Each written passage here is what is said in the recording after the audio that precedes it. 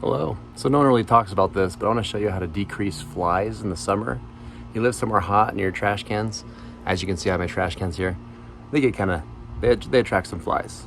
And no matter who you are, no matter where you live, you probably attract flies to your trash cans, especially when it gets hot.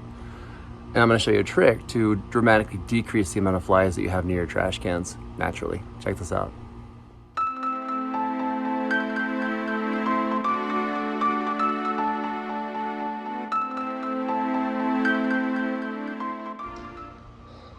So it's pretty simple. I got this idea last year because I had lots of flies over here. And so I was like, why don't I put a little trellis here to create some cover? And the reason why I have cover, let me see if there's any hiding over here. Yeah, there's one right there. If you look really close, see that lizard right there? So basically what these lizards do is they camp on this wall, and then when flies come along to, be attracted to the smell of trash, and they land on that wall, the lizards just gobble them down. It's actually kind of cool to come out here sometimes. It's really hard to get it on film, but I can come outside and I'll see like the lizards darting around back here, and they're just picking off flies right off this wall, and they dine on them.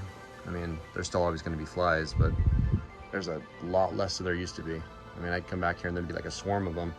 Now I'll have like 2 or 3 like a normal day instead of like a ton of them. And yeah, now I have tons of lizards because there's so much food. The lizards are reproducing like crazy. So easy trick to do. Not really that complicated. If you have a little strip of soil, I put a little drip line, ran a drip line all the way from over here along here, just so that plants can grow. I have water spinach and Malabar spinach. Both of those grow really well. Malabar spinach grows with almost no water. So if you live in a desert area, or if you live in an area with a lot of water, you can grow whatever you want. I mean, even morning glory probably grow, grapes, whatever. Yeah, and that should decrease the amount of flies you get.